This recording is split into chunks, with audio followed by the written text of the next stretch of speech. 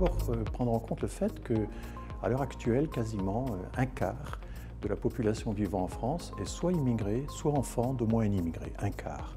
Et si on pouvait remonter encore d'une génération et s'interroger sur les origines des grands-parents, on arriverait sans doute à un tiers à peu près de la population française qui a des origines immigrées. Je dirais que d'une certaine manière, l'immigration s'est banalisée. Il y a une migration ordinaire qui, par un processus d'infusion durable, qui est très long, qui remonte au milieu du XIXe siècle, a modifié la société française.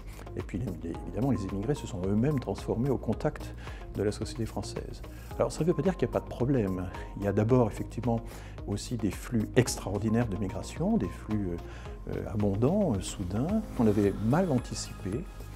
Évidemment, c'est le cas avec la migration de refuge qu'on a vu arriver du Proche-Orient, du Moyen-Orient, de la Corne de l'Afrique.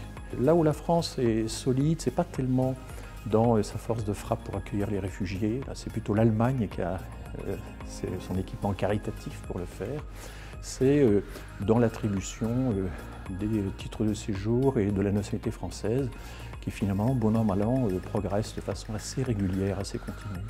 Et donc, il y a aussi tout le problème de savoir si les migrants, après une ou deux générations, peuvent en quelque sorte s'émanciper de leurs origines. Et au fond, c'est ce que montre le livre de Robert Badinter, qui est primé en même temps que le mien, cette capacité qu'ont les migrants finalement à s'émanciper de leur milieu d'origine et à entrer pleinement dans la société d'accueil. Les résultats des élections européennes ne sont pas très surprenants. Je constate que la majorité, finalement, n'a pas beaucoup parlé de la question de l'immigration. Au fond, le président Macron en parle un peu, pas trop, simplement pour dire qu'il s'en occupe, que la question est traitée.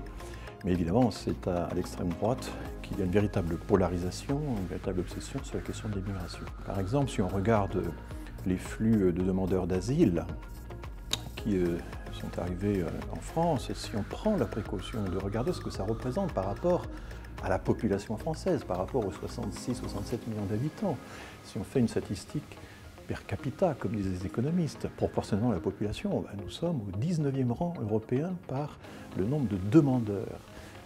Nous sommes très très loin derrière des pays aussi proches de nous que la Belgique, les Pays-Bas, la Suède, l'Irlande, la Suisse, etc. Nous avons des efforts considérables qui sont centrés sur le contrôle des flux, alors qu'en réalité le politique a très peu de mainmise là-dessus, et pas assez sur la question de l'éducation, l'apprentissage de la langue, l'apprentissage des valeurs, la scolarisation de la seconde génération, etc.